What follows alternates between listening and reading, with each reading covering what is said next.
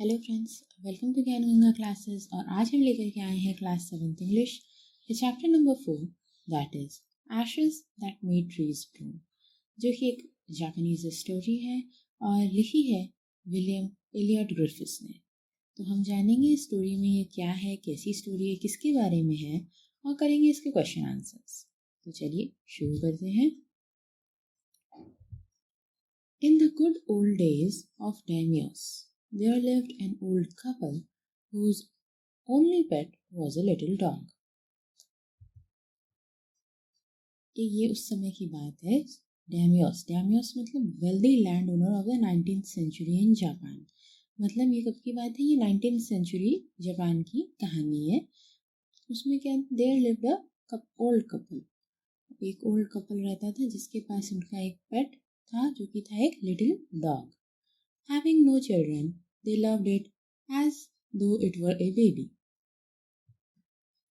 उनके कोई चिल्ड्रन नहीं था, सो इस वजह से वो उस डॉग को, उस पेट को वो ऐसे रखते थे, ऐसे प्यार करते थे जैसे कि वो बेबी हो। The old dame made it a cushion of blue crepe, and at mealtime Muko, for that was its name, would sit on it and snug as any cat. Old dame, dame इसका मतलब होता है name of respect और a title equivalent to a lady. मतलब couple में जो old lady थी उसने एक कुशन बनाया था ब्लू क्रेप का उस अपने पेट के लिए, जिसका नाम था म्यूको, जो कि मील टाइम यानी लंच टाइम में उस पर बैठ जाता था। And snug, snug means being warm and comfortable on that cushion like any cat. That the kind people fed the pet with tidbits of fish from their own chopsticks and all the boiled rice it wanted. Thus treated, the dumb creature loved its protectors and like being with a soul. So, वो क्या करते थे, कैसे खिलाते थे? वो इतने kind हो जाते थे उस पर कि वे उसको अपनी चॉपस्टिक्स से जो भी उनके बिट्स, जो उनका फिश या बॉइल्ड राइस होता था, सब कुछ उसको खिलाते थे। और फिर वो डम क्रिएचर को इसको कहा गया है, द लिटिल डॉग को, वो डॉग भी उनको प्यार करता था like their protectors.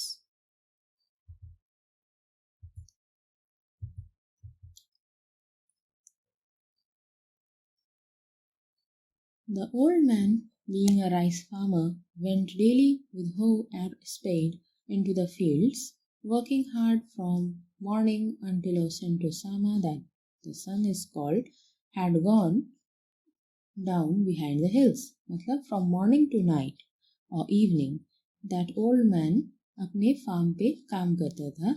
He was a rice farmer. तो वो अपने hoe और spade means these are the tools that he used for the field work. And he was a very hard working man. वो रोज अपने इतना समय अपने फार्म पे बिताता था, वहाँ काम करता था। Every day the dog followed him to work, never once harming the white heron that walked in the footsteps of the old man to pick up the worms. उसने कभी भी, उस डॉग भी उसके साथ हमेशा काम पे जाता था, लेकिन किसी को कभी हार्म नहीं करता था। For the old fellow was patient and kind to everything that had life, and often turned up a sword on purpose to give food to the birds. Old fellow, जो ओल्ड मैन था, जो जाता, जो इतने मेहनती था, जो काम करता था, राइस फार्मर था, वो बहुत ही पेशेंट यानी बहुत ही धीरज वाला और काइंड यानी दयालु था हर किसी को, उस हर एक चीज़ के लिए जिसमें जिंदगी है, मतलब जो जीवित चीज़ें हैं उस हर एक चीज़ के लिए वो काइंड और पेशेंट था। एंड कभी कभी वो the grasses that are covered with the surface soil, उनको टर्न अप कर देता था for the food to the birds, ताकि उनको कुछ वहाँ से खाने को मिले। One day the dog came running to him, putting his paws against his legs and motioning with his head to some spot behind. एक दिन क्या हुआ, एक दिन वो डॉग उसके पास दौड़ता हुआ आया फार्मर के पास और अपने पैर उसके पैरों के पास लगा के अपने हेड की तरफ से कुछ एक इशारा करने लगा. The old man at first thought his pet was only playing and did not mind it. उसको क्या लगा, उसका पेट उसके साथ खेल रहा है, तो उसने ध्यान नहीं दिया. But the dog kept whinnying and running to and fro for some minutes. But उसने कुछ मिनट तक, डॉग ने कुछ मिनट तक ऐसे ही किया जैसे वो एक्टिविटी कर रहा था. Then the old man followed the dog a few yards to a place where the animal began a lively scratching. लेकिन फिर उसको लगा कि नहीं, कुछ बात तो है, तो उसने, ओल्ड मैन ने, डॉग जहाँ इशारा कर रहा था कुछ फ्यू यार्ड्स की दूरी पे वो जगह थी, वहाँ तक उसको फॉलो किया जहाँ पे एनिमल्स कुछ लाइवली स्क्रैचिंग कर रहे थे. स्क्रैचिंग यानी rub your skin with the nails, ऐसा कुछ कर रहे थे. Thinking it was possibly a buried bone or a bit of fish, the old man stuck his hoe in the earth. उसने क्या सोचा, हो सकता है यहाँ पे कोई बरीड बोन हो या फिर कुछ खाने के टुकड़े गिरे होंगे, इस वजह से they are scratching the earth. वो भी वहाँ अपने टूल्स लेकर के खड़ा हो गया. When lo, the pile of gold gleamed before him. और तभी क्या हुआ, तभी एक पाइल मतलब अच्छा खासा टुकड़ा ऑफ गोल्ड, ग्लीम्ड यानी शाइन किया उसके सामने. Thus in an hour the old couple was made rich. The good souls bought a piece of land, made a feast for his dear friends, and gave plentifully to their poor neighbors. और ये देखते कि वहाँ gold निकला है. In an hour the old couple were rich. As for the dog, they petted him till they nearly smothered him with kindness. और वो dog जिसको उन्होंने पाला और उसको हर तरीके से, स्मोदर मतलब कवर समथिंग, उसको हमेशा प्यार से रखा, दया की भावना के साथ रखा. Now in the same village there lived a wicked old man and his wife, not a bit sensitive and kind. और अब क्या है, अब उन लोगों की वजह से, मतलब पहले तो उस डॉग ने, मतलब उसने, उन लोगों ने इतने प्यार से उसको रखा कि उस डॉग ने ही अपने, समझ लो, उसकी वजह से, उनके अच्छे काम करने की, अच्छे काइंडनेस की वजह से, they just got this chance of getting rich with the gold. लेकिन अब क्या है, अब उसी विलेज में there lived a wicked old man and his wife. अभी ये तो kind old man and his wife की बात हो रही थी, अब इनकी होगी जो कि जरी सी भी सेंसिटिव नहीं थे, काइंड नहीं थे. Who had always kicked and scolded all dogs whenever any passed their houses. जो हमेशा कोई भी जानवर उनके पास से, उनके घर के पास से जाता तो उसको मार करके भगा देते थे. Hearing of their neighbors' good luck, और जब उन्होंने देखा भाई हमारे नेबर्स का ऐसा गुड लक हुआ है, they coaxed the dog into their garden and set before him bits of fish and other dainties. coax मतलब persuade somebody gently, मतलब उसके सामने कुछ ऐसा किया जैसे कि खाने के टुकड़े उसको वहाँ से, उसके घर के से लेकर के अपने घर तक डाल दिए और उसको वैसे करते हुए ज़बरदस्ती अपने गार्डन तक बुलाया. एंड सेट हिम बिफोर उसके सामने और खाने के टुकड़े डाल दिए और भी कुछ चीज़ें. Hopping he would find treasure for them, और ये सोचने लगे कि वो यहाँ आएगा और वो हमारे लिए भी ट्रेजर खोजेगा जैसे उनके लिए किया. But the dog being afraid of the cruel pair would neither eat or nor move. But वो उनको समझता था, उसके पास इतना सेंस था कि वो जान रहा था कि वो एक बहुत ही क्रूअल है, तो उनके बुलाने पर भी, उनके ऐसे करने पर भी वो ना वहाँ उस चीज़ों को खाया और ना ही उधर गया. Then they dragged him out of doors, taking a spade and hoe with him. No sooner had the dog got near a pine tree growing in the garden than he began to paw and scratch the ground. जब वो नहीं आया तो उन लोगों ने उसको ज़बरदस्ती वहाँ से खींच करके कुछ टूल्स के साथ ले करके वो लोग आए यहाँ पे अपने घर गार्डन तक।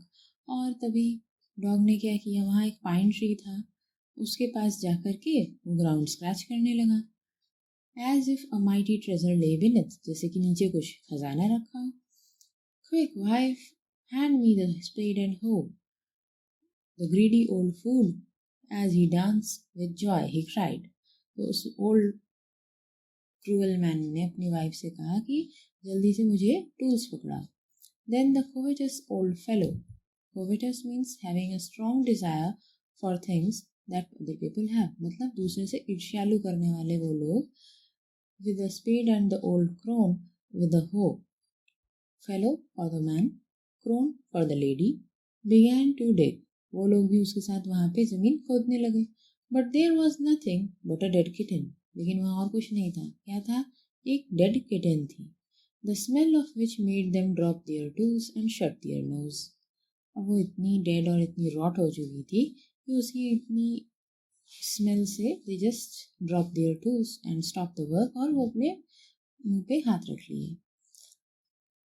Furious at the dog, the old man kicked and beat him to death, and the old woman finished the work by nearly chopping off his head with the sharp hoe। अब ये ऐसा किया उसने, तो उससे इतना ये लोग गुस्सा हो गए, इतना मतलब कि तुमने हमारा टाइम वेस्ट किया, दैट वो लोग इतने बुरे थे ही कि उन्होंने तुरंत उसको मार दिया, उस डॉग को। एंड ओल्ड वुमन ने उसका सर काट के अलग कर दिया। They then flung him into the hole and heaped the earth over his carcass. और उसको ज़मीन में वहीं जहाँ उसने खोदा था अभी अभी, वहीं पे उसको डाल करके उसके ऊपर मिट्टी डाल दी।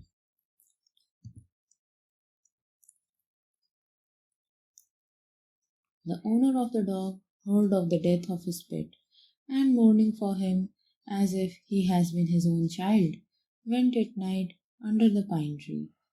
He set up some bamboo tubes in the ground, such as are used for before tombs, in which he put fresh flowers. He then laid a cup of water and tray of food on the grave, and burned several costly sticks of incense। जब ये बात उसके owner को पता चली तो उसको वैसे ही दुख हुआ जैसे कि उसको अपना खुद का चाइल्ड न रहने पर होता।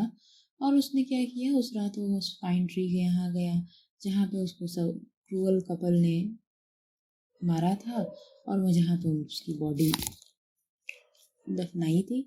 एंड वहाँ पे वो जा करके कुछ बैम्बू ट्यूब्स ग्राउंड में लगाया, जैसे कि पहले हुआ करते थे ऐसे रिचुअल्स, वैसे रिचुअल्स उसने फॉलो किए। वहाँ फ्रेश फ्लावर्स लगाए, एक कप ऑफ वाटर और एक ट्रे ऑफ फूड भी वहाँ रखा, और ढेर सारे इंसेंस स्टिक्स जलाए। ये सारे रिचुअल्स उसने वहाँ परफॉर्म किए।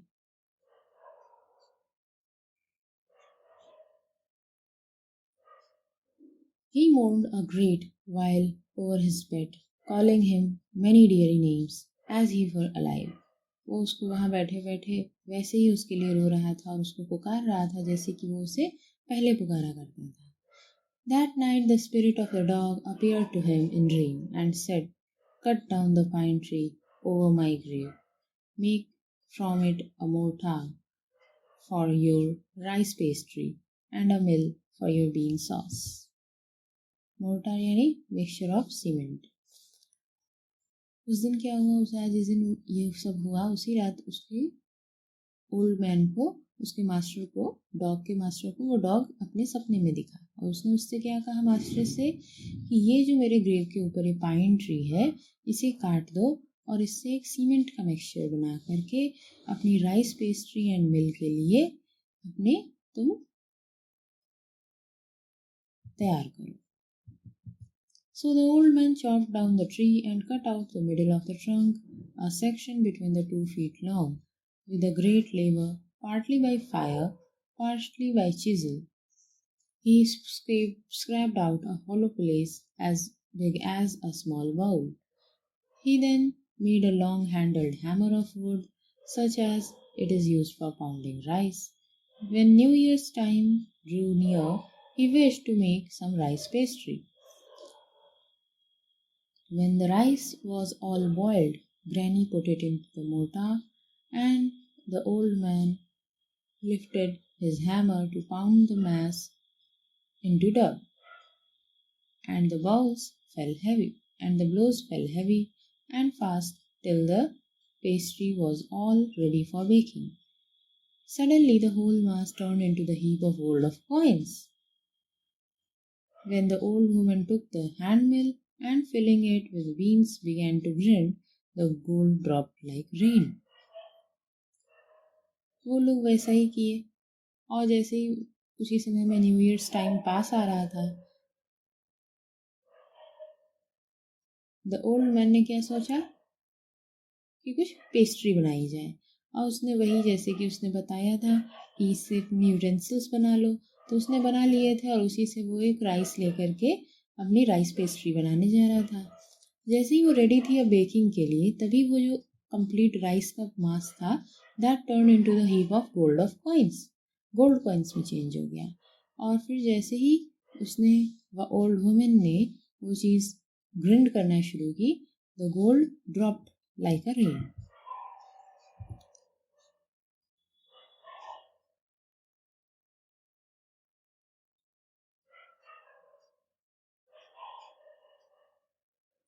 Meanwhile, the envious neighbor peeped in at the window when the boiled beans were being ground. तभी क्या हुआ, वो जो नेबर्स थे, जो बुरे नेबर्स थे, वो विंडो से अंदर झांक रहे थे.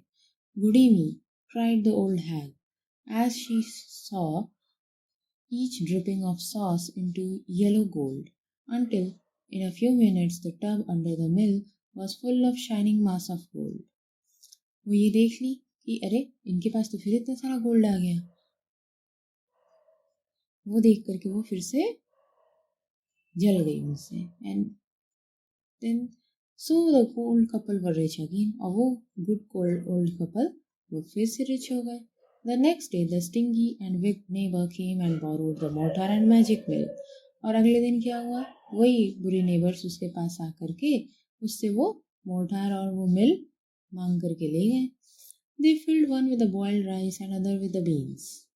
उन्होंने वैसे ही किया जैसे उन लोगों ने किया था. Then the old man began to pound and woman to grind. But at the first blow and turn, the pastry and sauce turned into full of mass of worms. और जैसे ही उनके लिए तो वो गोल्ड हुआ था, बट इस couple के लिए वो टर्न कर गया worms के मास में. Still more angry at this, they chopped the mill into pieces to use as firewood. और उन्होंने इस बात पे भी गुस्सा होकर के क्या किया, उसकी जो टूल्स थे, यूटेंसिल्स थे, उसको तोड़ करके उसको जला दिया. Not long after that the old man dreamed again and the spirit of dog spoke to him. और फिर कुछ ही दिनों बाद फिर क्या हुआ, फिर से उसने सपना देखा गुड ओल्ड मैन ने, और उसमें फिर से डॉग आया और उसने कहा, telling him how the wicked couple had burned the mill made from the pine tree. और उसने बता दिया कि कैसे उन लोगों ने, बुरे लोगों ने उसकी बनाई हुई वो मिल और वो सब तोड़ दी है. Take the ashes of the mill, sprinkle them on the withered trees, and they will bloom again, said the god dog spirit. उसने क्या बोला कि वो जो उसने तोड़ दिया है, तुम्हारा जला दिया है, उसकी एशेस लेकर के आओ और उसको अपने यहाँ पे जो विदर्ड यानी जो ड्राई और डेड हो चुके हैं वैसे पेड़ों पे डाल दो, वो फिर से खिल उठेंगे. The old man awoke and went at once to his wicked neighbor's house, where he found the miserable old pair sitting at the edge of their square place, in the middle of the floor, smoking and spinning. वो good old man उठा, और जब उठा तो फिर वो उसी बुरे लोगों के घर पे गया. वहाँ देखा कि वो लोग बैठे हुए स्मोक और स्पिन कर रहे हैं in the middle of floor. From time to time they warmed their hands and feet with the blaze from some bits of mill, while behind them lay the pile of broken pieces. उसकी मिल का वो broken piece वहाँ पड़े हुए हैं, और वो कभी कभी उसकी जो जल गई वाली, जहाँ पे फायर प्लेस पे वो लोगों ने उस मिल को जला दिए हैं काफ़ी, वहाँ से कुछ आग लेते और फिर उसके बाद अपना ऐसे ही बैठे रहते. So the good old man humbly asked for the ashes. उसने उनसे वो ashes मांगी. Though the courteous couple turned up their noses at him and scolded him as if he were a thief, they let him fill his basket with the ashes. अब ashes मांगी तो उन लोगों को तो गुस्सा पहले ही था उस बैड कपल को. उसने ऐसे देख करके उसको डांटा जैसे कि वो एक चोर हो, और फिर उसको खैर एक बास्केट में करके ashes they the. On coming home, the old man took his wife into the garden. घर आकर के उसने अपने वाइफ के साथ वो गार्डन में गया. It being winter, their favorite cherry tree was bare because winter आ गई थी, तो भी उसका जो फेवरेट चेरी ट्री था वो बहुत ही डेड सा था. He sprinkled a pinch of ash on it. उसने उसके ऊपर थोड़ी सी वो ऐश छिड़क दी. And it sprouted blossoms until it became a cloud of pink blooms which perfumed the air. और जैसे उसने ये किया, that सूखा हुआ ट्री बिल्कुल से blossoms से भर गया. They were full of flowers and the perfume and everything. The tree was very alive. The news of this filled the village and everyone ran out to see the window. ऐसा हुआ कि वो सबके सब ने पूरे विलेज ने ये बात फैल गई और सब के सब उसके घर आए ये चमत्कार देखने को. The covetous couple also heard the story. और वो the old bad couple, the evil couple, उन लोगों ने भी ये स्टोरी सुनी and gathering up the remaining ashes in the mill kept them to make withered trees blossom. और फिर उन्होंने सोचा हमारे पास तो इतनी ashes पड़ी ही हुई है, हम अपने यहाँ के ट्रीज उससे blossom कर देंगे. The kind old man, hearing that his lord the daimyo was to pass along the high road near the village, set out to see him taking his basket of ashes.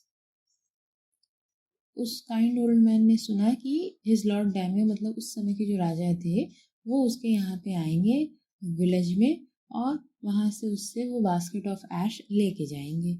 As the train approached, he climbed up into an old withered cherry tree that stood by the wayside.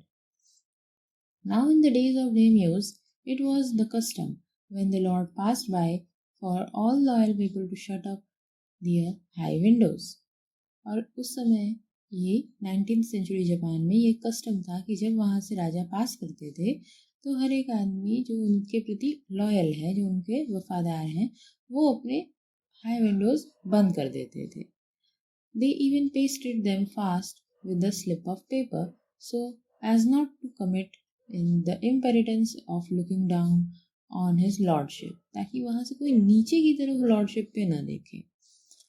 All the people along the road would fall upon their hands and knees and remain prostrate until the procession passed by. और सब लोग क्या road पे आके या side में अपने घुटने पे हाथ पे नीचे मतलब नीचे झुक के बैठ जाते थे ताकि वो ऊपर देख रहे हैं राजा की तरफ. ऐसा उनका रिचुअल था. The delighted daimyo ordered the train to be stopped and got out to see the wonder. और उन्होंने जगह पे आकर के ट्रेन को रोक करके वहाँ से उस वंडर को देखने के लिए बाहर उतरे. Calling the old man to him, he thanked him and ordered presents of silk robes, sponge cake, fans and other rewards to be given. वो ओल्ड मैन तक गए और उसको अपने पास बुलाया और उसको थैंक किया और साथ ही उसको प्रेजेंट्स दिए. क्या? सिल्क, स्पॉन्ज केक, फैंस, ये सब उसको एज अ प्रेजेंट गिफ्ट किया. He even invited him to his castle. उसको अपने कैसल में भी बुलाया. So the old man went gleefully home to share this joy with his dear old wife. वो अपने ओल्ड वाइफ को ये सब बताने के लिए खुशी खुशी अपने घर गया. But when the greedy neighbor heard of it, he took some magic ash and went on the highway. और जब ग्रीडी नेबर्स ने ये सुना तो वो उसी मैजिक ऐश के कुछ थोड़ा सा पार्ट लेके हाईवे पे चले गए. There he waited until the daimyo train came along and instead of kneeling down like crowd, he climbed on the withered cherry tree.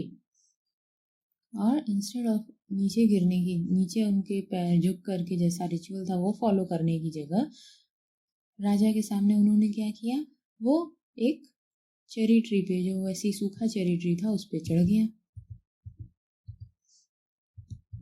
When the daimyo himself was almost directly under him, he threw a handful of ashes on the tree, which did not get change a particle. जो कि जरा सा भी नहीं बदला. जैसे ही राजा उसकी नीचे तक आया पेड़ के, तो उसने वो ऐश ट्री पे डाली, लेकिन वो जरा सा भी नहीं बदला. The wind blew the fine dust in the noses and eyes of the daimyo and his wife. Such squeezing and choking. It spoiled the pomp and dignity of the procession. और क्या हुआ उल्टा, वो हवा जैसी चली तो वो डस्ट जो थे वो आईज और नोज में चले गए राजा और उनकी वाइफ के. एंड इट जस्ट स्पॉइल जो हो रहा था, जो प्रोसेशन चल रही थी, जो the king was going so elegantly, it just started to sneak and choke and everything become so spoiled. So the man whose business it was to cry, "Get down on your knees," seized the old fool by the collar. और जो उनके रखवाले थे जो कि सबको बोलते थे कि get down on your knees, उन्होंने क्या किया, उस ओल्ड मैन को, उस ओल्ड बुरे कपल वाले मैन को बाय कॉलर को पकड़ करके ड्रैग किया उस ट्री से अपने यहाँ तक, and tumbled him and his ash bucket into the ditch by the road. और उसको और उसकी ऐश बकेट दोनों को ही बस साइड ऑफ रोड में डाल दिया. Then beating him soundly he left him for dead. और उसको बहुत अच्छी तरह से मार के he just left him कि वो अब पड़ा रहेगा वैसे ही. So thus the wicked old man died in the mud, but the kind friend of dog dwelt in peace and plenty, and both he and his wife lived on the green old age. और इस तरह से इतना मार खा करके he just died in that mud on the roadside. और वो जो काइंड कपल थे जो कि डॉग से इतना प्यार करते थे, उस डॉग की वजह से he and his wife lived to a green old age, यानी वो बहुत ही लंबे समय तक बहुत ही अच्छे से जिए. कहानी कैसी लगी? पसंद आई हो तो please like this video and share it with your friends. और चलिए अब करते हैं question answer. Why did neighbor kill the dog? The neighbor killed the dog in frustration and anger. They were expecting the dog to help them and find the treasure, the way the dog helped the old couple find one. But the dog took them to a place where there was a full-smelling dead kitten. Mark the right one. The old farmer and his wife loved the dog because it helped them in their day-to-day work, as if it was their own baby, as they were kind to the living beings, as if it was their baby. When the old couple became rich, yes, lived comfortably and were generous towards their poor neighbors. The greedy old couple borrowed the mill and mortar to make a pile of gold. The old farmer is a kind person. What evidence of his kindness do you find in the first two paragraphs?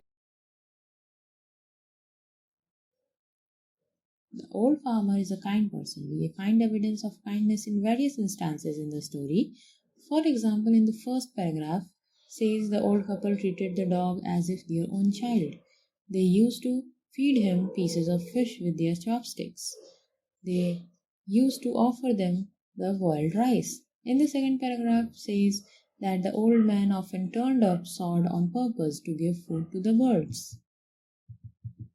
What did the dog do to lead the farmer to the hidden gold? The old farmer is a kind person. We find that he just led him to